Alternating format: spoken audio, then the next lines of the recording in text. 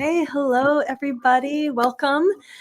We're running a little bit behind schedule. We had some technical difficulties, but here we are. Tanya here with Jill Ogle, and I've been honestly so excited about this conversation. Jill, when I met you and we had our pre-interview chat, it was just, I was so lit up. I just love talking about deeper truths that aren't talked about much. And so I'm excited to have you share your story, and thank you so much for being here with me live. Yeah, thank you. It was that pre-interview was just so I want to say electric. There was this real chemistry, and we just seemed to be on the same wavelength. And so my story, where do you want me to begin? Well, I'm sure everybody's wondering, why did you leave Joe Dispenza? Of course. Really good thing. Yeah. Look, there's a couple of things. I was working for him. I was traveling the world. I was helping to co-facilitate retreats as a team leader. And that position is a highly coveted position. You can't apply for it. You do get chosen. And I was grateful, and I still am grateful for the journey. It was an amazing experience. I really, really love the community. And yet there was a couple of things. I think that there's just a deeper truth to transformation, and there's a greater truth. And I think there's a lot of this kind of new age material out there that's sort of focusing on the positive, and do not give any attention to that negative. Do not give any attention to that thing that you do not want. And I saw so many people struggle in his community. And, that side of it's not talked about. It's all about, the people that do heal, the people that do transform. And I think that there's a real, there needs to be a bit of responsibility, I guess, when you have a platform of that size, to share that it's not all sunshine and lollipops and roses. And if that's Joe's method, then that's cool. But to me, it's spiritual bypassing. Putting your blinders on and pretending that thing doesn't exist does not remove that from your subconscious. And it's that subconscious programming that's creating your reality. And the quickest way to resolve that is to go headfirst into that. And so, I was working for Joe, and I noticed a couple of things that were going on at retreats that I didn't agree with. He's very human, like he does have another side to him for sure. But yeah, when I left one of his retreats in 2019, and I was in New York. I'd had brunch with a girlfriend of mine, and I got a phone call from my nephew, and my nephew said to me that the police had been to my brother's girlfriend's house, and they'd found two bodies, and that they were both dead. And I just, I had all of these things kind of going on within me. The thought was that he had shot his girlfriend and then killed himself. So I had all of these thoughts, what had led him to that point, what had caused him to go over the edge. I felt for my nephews, of course. I had these thoughts of, oh my God, I'm a murderous sister. I had all of these thoughts going on. But then I was overwhelmed with this beautiful sense of just unconditional love for him. And I just, it gives me goosebumps when I think about it, because it was just this overwhelming, I'd never sort of felt this love for him before. And it just occurred to me in that moment that we don't heal from ignoring what's going on. We heal when we can love those parts of ourselves that we deem unlovable.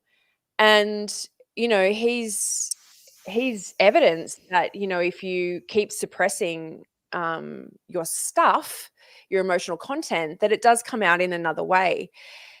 And I saw this in Joe's community, you know, Mm. on these sort of love and light facades and nice facades, but people dying inside, and people, you know, the passive aggression and um the sort of bitchy behaviors. And it's like, and there's no judgment there, right? Like I'm not saying that any of that's not okay. It's just that there's a disconnect with how we're presenting and how we're actually feeling inside and how we're showing up authentically. And so for me, you know, I'm far from perfect. I'm absolutely far from perfect. But I think it's loving our flaws. It's loving the stuff that we try to hide. It's that when you know, when we can love that, that's when we transform. Yes. Because that stuff's not going anywhere. And so you know, a real theme that I see happening in the spiritual community at the moment is boundaries. You've got to set boundaries. Everyone's a narcissist. Cut Oh, people off, yeah. you know, and it's like, oh well, everyone's a mirror actually. And so, you know, the true healing comes when we can understand what that person is trying to share with us. They don't know that they're coming to heal us. They don't know that that's what they're doing, but that's essentially what's going on, is they're coming to show us a part of ourselves that we've not yet owned, loved, and integrated. And so when we can do the work, we do that, we love that part of ourselves, then that thing no longer controls how we show up in life. It no longer, you know, comes out when we least expect it. It no longer, you know, comes out with the straw that broke the camel's back. And so, yeah, so, I mean, that's it in a nutshell. I saw so much spiritual bypassing going on. People scared to even look at, you know, what was really going on for them. Mm-hmm. And that to me is not at all, you know, doing the work, healing.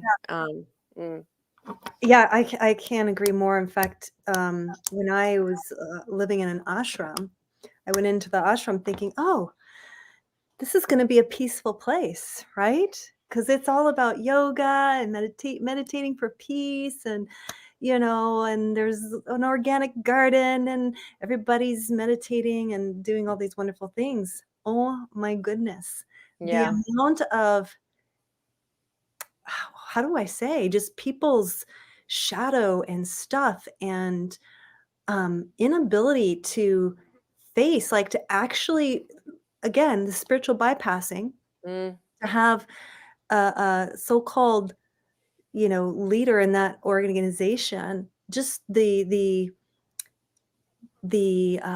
dysfunctional dynamics, Mm. say, and the power tripping and the shouting and the, oh, I mean, literally, it was like, it was just like nothing I'd ever experienced, Mm. Yeah. you know? And And so, yeah, and so it's like, what you're saying, and I'm just like, yes, yes, yes. In fact, I feel like oftentimes a lot of these retreats that want to like hype people up and get them pumped up, and yeah, and it feels all very exciting and enlivening and like, wow, what's possible. But what I find the reality is that you can't escape being human. And that's the thing where I feel like some of these thought leaders are saying, well, if you find yourself, you know, falling into the human side of you, the human that suffers and the human that deals with pain and suffering, just switch over into your divine self.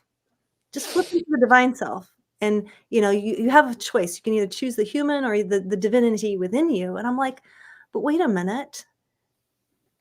It's not either or, like, right? no, no. And that's the thing, right? I see so many people wanting to ascend to the fifth dimension, wanting to, you know, escape to this human thing that we got going on. But we're here, we're spiritual beings experiencing what it is to be human, and that is exactly it, what you just said. It's not human or spirit, it's both. When you can walk, and live as both, and understand the connection between, we're here to master the human experience. Like, we come from oneness, we come from spirit into this realm to experience the full dynamic, the full what it is to be human. And absolutely, like, I think that that's why, a lot of these organizations, there's, I don't believe that any particular person is toxic, but I do believe that there are toxic environments. And I think that that's because, no one's dealing with their stuff. They're putting on these nice facades. There's such an emphasis of being nice and kind and love and light. But you don't get to be that authentically unless you deal with the stuff that, that you're trying to hide, unless you deal with the polar opposite of that. So you've got to own your mean. You've got to own your mean, and you've got to own your darkness, and you've got to own all of the opposites to become the other. And you'll always have both, right? And so this work that I do now, it's not about just becoming this perfect version of yourself. It's about owning the darkness so that you're okay with all of it, right? You're loving all of it, because we live in a holographic universe, and we have the entire universe within us, and that means all aspects. So, the problem I see is that, we see these things in others, and because we don't know what that means, we don't understand that that is a mirror of us, and then we put up this, proud facade and say, oh, but I'm nothing like that. I'm nothing like that. And so it makes it even harder to find, right? It gives us permission to bury it even deeper. But it's always there. It doesn't trigger you unless it's there. And that goes for both sides, right? It's not just all about the darkness. It's about the light stuff too, the gold. We hand our brilliance over to people because, we don't feel like we can handle that. And so the term that I like to say is, you spot it, you got it. If you're really loving something in someone, or you're really disliking something in someone, then that's all you. That's all you. And so what this work does, instead of sort of putting the blinders on, ignoring it, hoping that one day in meditation you're going to touch on that thing that's going to help you transform, you actually get to own all of it, and you get to do it quite consciously. And that, to me, is real transformation. It's long lasting, it's permanent, it's not a whim, it's not a guess, it's not a hope. There's not hopeism, it's just getting to it. And yeah, there's a lot that goes on in that community that no one talks about. And I was pretty what's the word? It was interesting to see people show up to that community with stage 4 cancers, pancreatic cancers, thinking that they were going to meditate their way out of it when they'd never meditated before. Dangerous situations, really, like people giving up families and, husbands and children to go to retreats, and then coming home depressed because they didn't get their healing. And so what's the point? The point is, I think that instead of getting caught up in this kind of cult-like mentality where you can't ask questions, you can't have, a healthy conversation around things, I think it's important to just have a balanced view of things, and particularly for people that, are seriously ill. Like, yes, they're on their journey, and if their journey is to transform, then that's what it is. But why not sort of, I don't know, give it all you've got in all of the different areas, instead of just sitting there and hoping that, you know, you're going to be the one to transform. And the thing is, you know, with the work that I do, we look at so all emotions start, also all disease, sorry, starts at an emotional level. And so when we can understand what our body's trying to tell us, the feedback that our body's trying to give us, we can look at that emotional content and we can work with it. So in my opinion, the only reason people heal in meditation is because that emotional content that's screaming at them by way of symptom, they've stopped doing that thing. They've stopped doing that thing while they're doing meditation, and they've gone, oh, the meditation works, right? But until you get that feedback that your body's giving you, the healing's not going to happen. So whether these people are conscious of that emotional content or not, it's irrelevant. But you have to change that behavior that relates to that emotional content, because it's that's screaming at you to say, hey, like, you know, you've got breast cancer and you're not self-nurturing and you're putting everyone first, right? That's what breast cancer is all about. So as people start to change their behaviors, right, it actually heals that emotional part of them, because they start putting themselves first. They start, you know, they start meditating, they start, you know, self-nurturing, and then they label it as, oh, it was the meditation that healed me. Do you know what I mean? Whereas it actually, was it actually that you stopped putting other people's first? You start making different choices. Exactly. And so when you look at psychosomatics, there's an emotional content to every dis-ease in your body. And so it's really, your intuition is giving you symptoms to help you to make the subconscious conscious. And so when we can understand that, instead of putting the blinders on, forgetting it's there, trying to pretend that it's not there, and actually creating a resistance, we're able to actually, you know, go in and truly look at the gift. It really is a gift that you know, this symptom is bringing to us. The trigger is a gift that someone is bringing to us. And so to me, instead of bypassing all of that information out there and going, oh, I don't like that, I'm going to ignore it, we look at the feedback that we're getting from our environment. We look at the feedback by way of triggers, by what we're creating in our reality, by what we're creating in our body, and that uncovers the subconscious programming so that we can then go to work and heal that part of us. Yeah. Yeah, this is big. And if anybody has questions or comments, please feel free to type them in the chat. I see we have 7 people watching, so welcome. And hello. if you're watching the replay, feel free to ask questions here. Yeah, I mean, I couldn't agree more with everything that you've said, because to me, it feels like and again, it's like, it's not that, just to be clear, like, thinking positive isn't a bad thing. It's not saying don't think positive or whatever, but that's still, it's kind of like, yeah, if there's stuff inside of you that hasn't been digested, alchemized, processed, you know, integrated, understood, like all of those things, to try and go do something like, okay, and I'm going to just visualize my happy life and I'm going to feel the feelings as if it's already happening. It's like, I like to say, it's like putting frosting over a big pile of poo, you know, like exactly.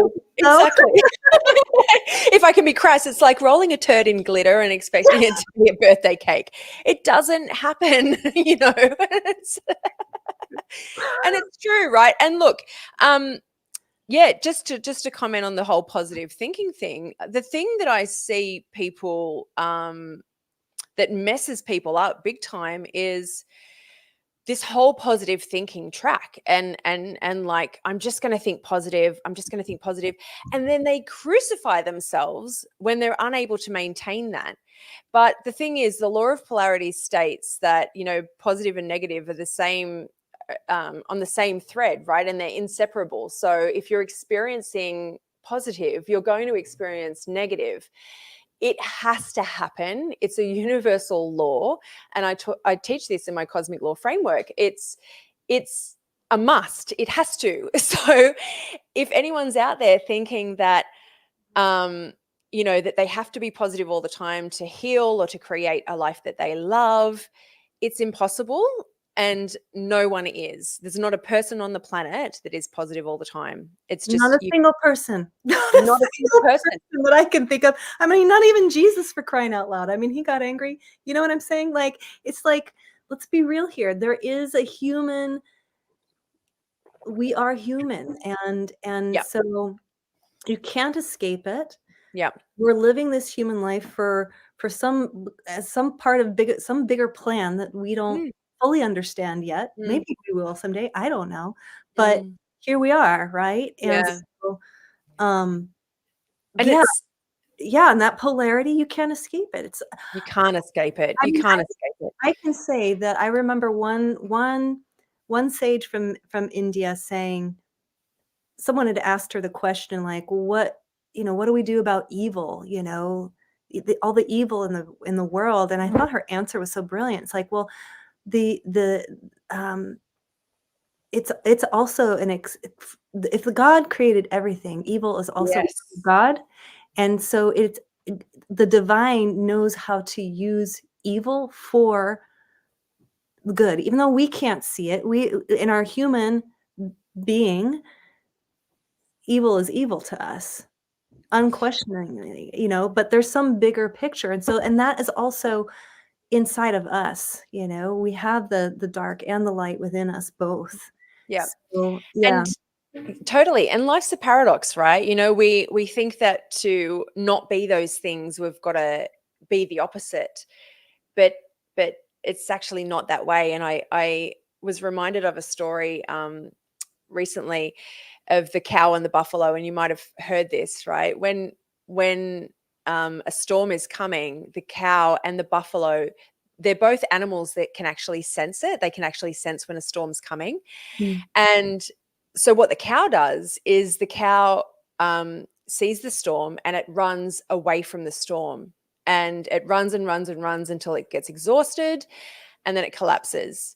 And because it's been running away from the storm, it's actually spent all of that time in the storm, right? Trying to Mm. get away from it. Yeah. Mm. What the buffalo does is the buffalo turns and runs straight towards it. And it Wow. ends up running through the storm and coming out the other side. And so it spends such a tiny amount of time in the storm, right? And so that's how I see life. If you run head on into your stuff, you'll run through it much more quickly. If you try and run away from your problems and continue with the spiritual bypassing and the positive thinking and trying to be one-sided, you're actually going to spend a lot more time. I spent over a decade in the storm, Yeah. right? Because I was trying to get away from it. I was trying to get away from these parts of myself that I hated, and so I spent 15 years actually in the storm. The moment I turned, and this is thank you to my brother for Yeah. showing me, the moment I turned and went head on into the storm, I passed through it. And I want you to talk more about that, because I'm sure people are watching. They're like, well, I don't get it. Like, what does she mean? Like, so if I have a problem or a trigger, what does she mean to face the storm? Like, what? So, you brought up your brother. Yeah, talk about that. What was that for you, turning and facing the storm? What did it actually look like? What was mm, the work that you had to do? mm, And what did you receive from that, from yeah, approaching it from that perspective, instead of, great pushing it? question. Yeah, great question. Um, so I had quite a tumultuous relationship with my mum for most of my life, and there was even 2 periods of time, about 18 months each, where I didn't talk to her. Um, setting boundaries, cutting Yeah, her off, all of right. right, and Yep. just pretending that everything's a-okay. Um, and and look, I've had some amazing experiences like with meditation, and it's not that I poo-poo meditation at all or anything like that. Um, and I just think that there's another way. So what I did was I got really clear on what it was that was triggering me about her, and I'll tell you this one because this is a funny story. One of the things was I felt like she was always verbally critical of me. Mhm. And this is what happens, right? Like when we experience something, our brain labels it either positive or negative based on our biases, based on our beliefs, based on our values, based on our past experiences. But there is two sides to everything. If you think the yin and the yang, that's the balance, and there's light and dark in both. This is the kind of methodology that I believe is that yin and yang. It's just the perfect symbol for it. And so I went back and I looked for when she was verbally praising me, Mm. and it took a bit. It wasn't easy at first because, like I said before, we have this pride that I'm nothing like her, that she's, that Mhm. person's this evil person, and Yeah. um but when I found it, and then I found how her being critical of me actually served me, and I found those moments where she praised me, you cannot help but your heart blow wide open, Yeah. because it's like, oh shit, like I was looking at this situation as completely one-sided, completely polarized, and of course it can't be, right? Law of polarity. Um, and I was like, oh my God, like, and so that was a massive shift. And then, there was some other things, right? Because, sometimes we have multiple triggers with the one person. But why this is funny to me is because I was making coffee just last Monday morning, and I've just been getting ready for my alchemy launch, my membership community that's just launched, and I've just taken up painting, and you probably can't see behind me, but I've got some paints and some canvases, and there's a bit of mess, right? And and so normally, when I say normally, previously, if my mum was to come over, she'd be like, what is all this mess doing here? Like, why don't you put it away? There'd be that kind of Mhm. conversation, and that would be the thing that would be triggering to me. So I'm making coffee Monday morning, and I'm like, oh, I've really got to clean that mess up. Like, that's really starting to bother me. And then I just forward slapped, and I was like, oh my God, I've not had that from my mother since I did the work around her. She's not been critical of me at all. And that's typical of the work, right? Is that thing disappears because it no longer needs to come and show you that unloved part. Mm. And so I'm laughing to myself, and I'm like, oh, God, I wish she was more critical of me, because I would have cleaned that mess up long ago. And I was kind of wishing for that thing that had previously really triggered me. I was kind of hoping that thing would come back for a moment. And I And just thought, well, if that isn't like, just well, beautiful. And yeah, and so and so this is what I want to point out to people, the difference between, because for me personally, honestly, doing like positive affirmations and whatever, I can't say that it is like opens up my heart and it just like I have this transformative experience. It's a practice, whatever, okay. But when you have those moments of that when you said your heart cracked wide open. That is a real thing that happens. I mean, and I can share like a real brief story for me. Um, so I was sexually molested as a young child, and by two live-in caregivers. They were both sisters at separate times, but they were sisters. And I didn't even realize that it was a bad or wrong thing until I was much older. Like as a teenager, I look back at that memory. I'm like, huh, wait a minute, that That's wasn't right. Like, that's what was that? common. Yeah, it's common. Right? Kids get groomed, whatever.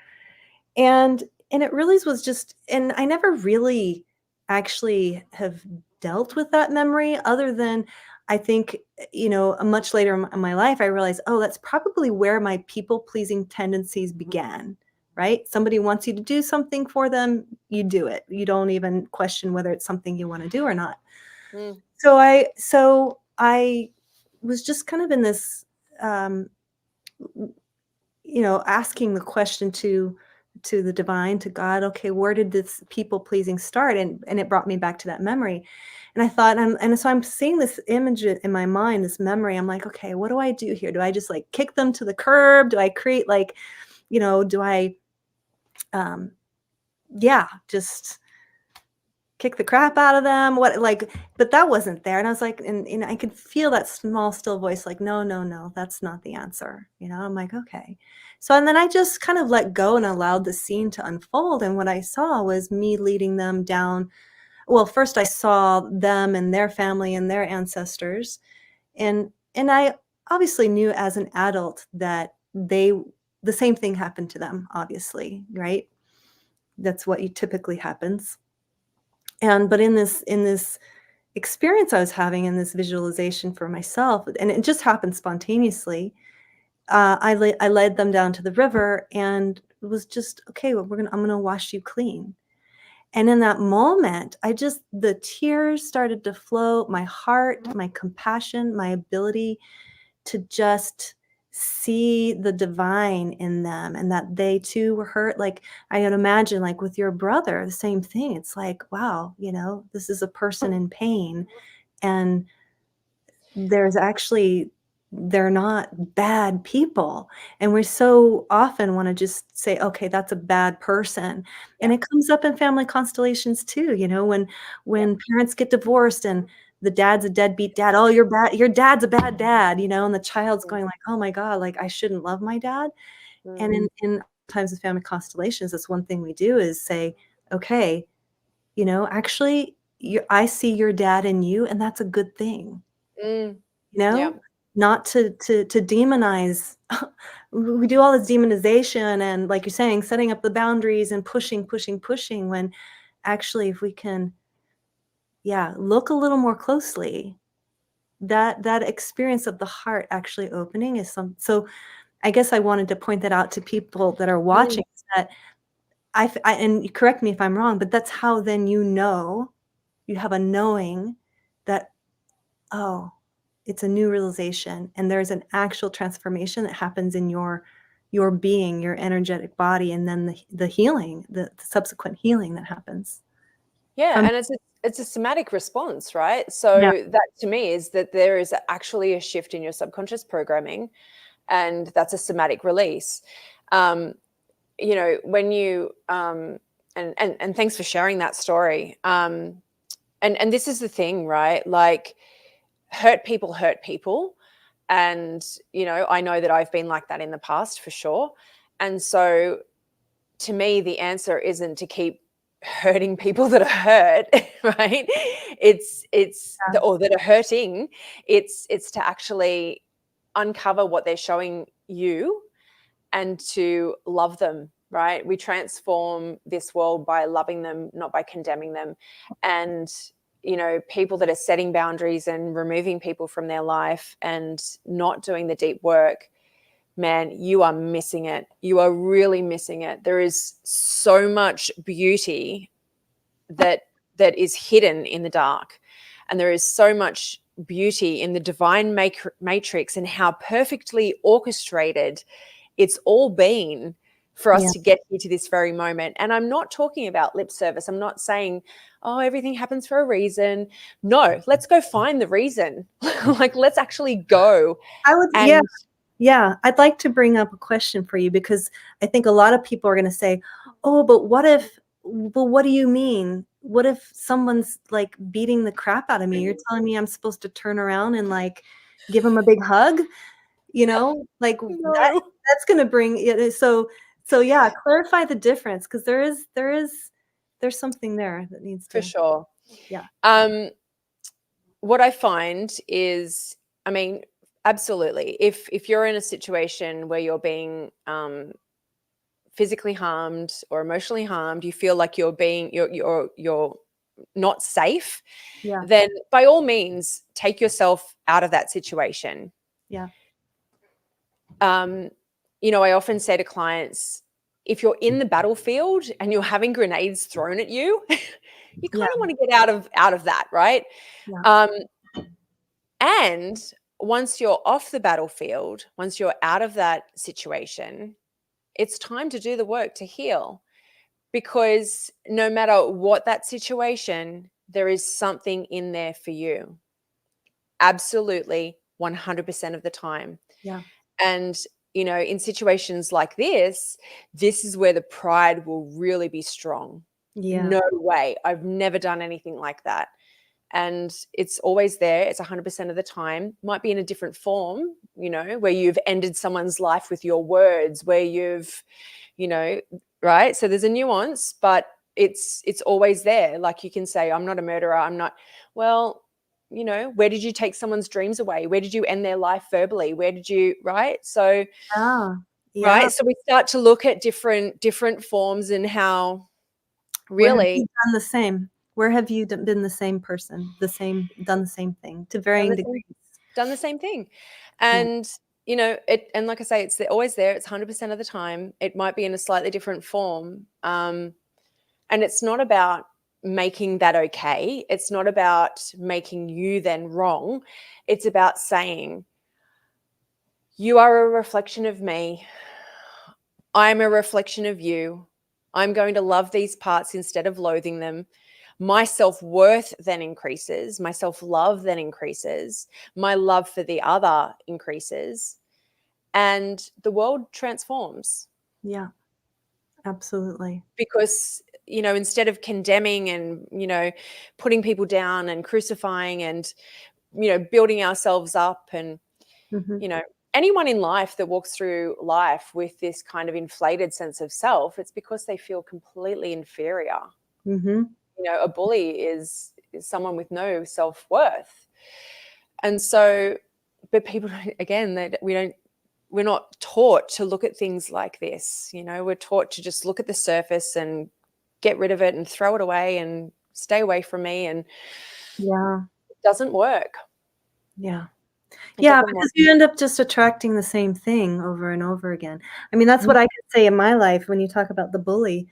Um, yeah, I feel like, I've been in repetitive situations where it's like a, authoritarian figure that ends up being a bully and I'm the victim and whatever. And I think, okay, I'm just gonna walk away from that situation. Boom, happens again, happens again. And so every time this happens, it's like the universe, God, whatever, is trying to tell you, wake up.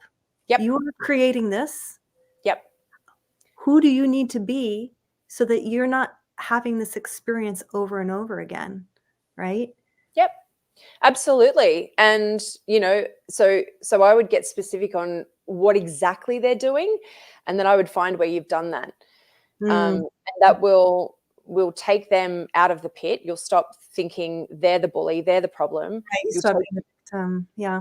yeah, and you'll take yourself out of victimhood. And again, this isn't about, you're causing your reality, so you're to blame.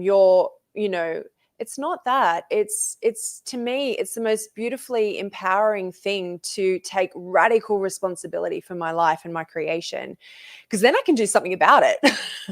If I am a victim and I didn't create that, but I did create that and I didn't create that, well, then you're a victim of your circumstances. Your external environment's going to control you instead of providing you feedback. And, there's not a lot you can do about that. Whereas saying, okay, yeah, I created that situation, and at the time I felt it was awful, but let's see if we can look at the other side. Let's see if we can find the magic. How did it serve me? How did this help me to become who I am today? How did this help me on my mission? We transform. Yeah. So powerful. Yeah. Um, And yeah, just one more thing I'd like to just touch on, because I think it's important for people in the spiritual community to understand, is whenever you're attached to one side, if you're attached to, being positive, you'll experience negative. If you're attached to being happy, you'll experience sad, because the universe is always bringing us back into balance, yin yang, if you think of that again. And so if we can, instead of, being attached to innocence, being attached to these one-side, ideas, like these one-sided ideas of peace and,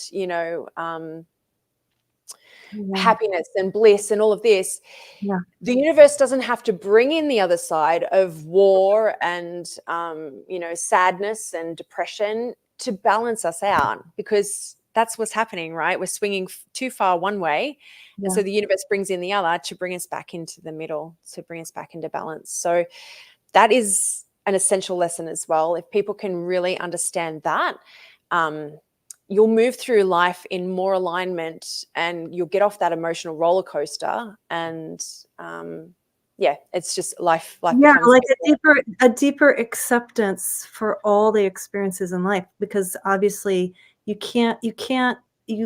wouldn't be able to see or experience happiness if you didn't have the opposite to compare. Exactly. It's really simple. Exactly. Yeah. And so when we open ourselves and we're less detached to having outcomes, and we're more indifferent. Now, that doesn't mean to say that we're unfeeling. It just means that we're indifferent. We're able to experience all of it. Yes. And we allow it to flow through us, and then we just have I think that's what the true peace is the ability to hold on to it with equanimity. Yes. Right? Yep. Perfect. Yeah. And that's it. It's not actually, like inner peace isn't an absence of war. It's being okay with it, and allowing yourself to come into balance with that. So, if people want to change the world, then this is the work to do, because going out and meditating for peace is only going to cause more war. And, I know people will be hearing this and go, but there's studies to say there was a reduction in crime. Yes, in that area, but where did it pop up? Because we live in duality, and there is also there's always equal amounts of either side. So if you keep trying to have peace without war, it one escalates the other. And so balance is key. If you want to change the world, keep bringing yourself back into balance, everything into balance, and that will then flow out into the collective consciousness. Yeah, beautiful. Wow. Yeah.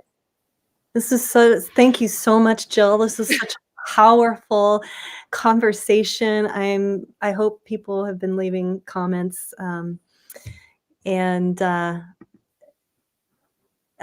Yes, Stefan just said the way of Wu Wei, Alan Watts. Yes.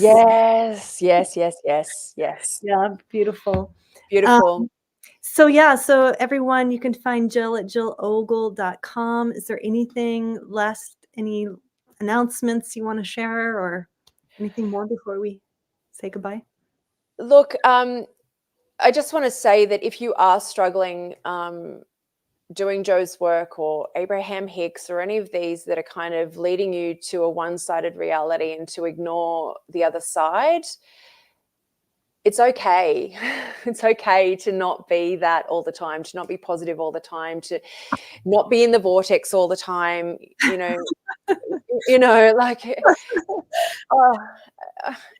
you know, like I know some people out there get it and understand that it's not that, but there's so many people that think that that's the way, and it's just not. And give yourself a break. You know, honestly, give yourself a break.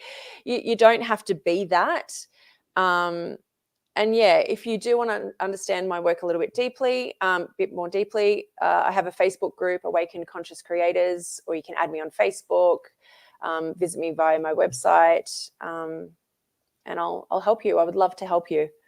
Yeah, beautiful. Thank you so much. Hugs. Thank you. Yes, thank you so much, Tanya. It's beautiful. All right. Much love, everybody, Thanks and for watching. see you again sometime soon. Yeah, for sure. Thank you. Bye. Bye.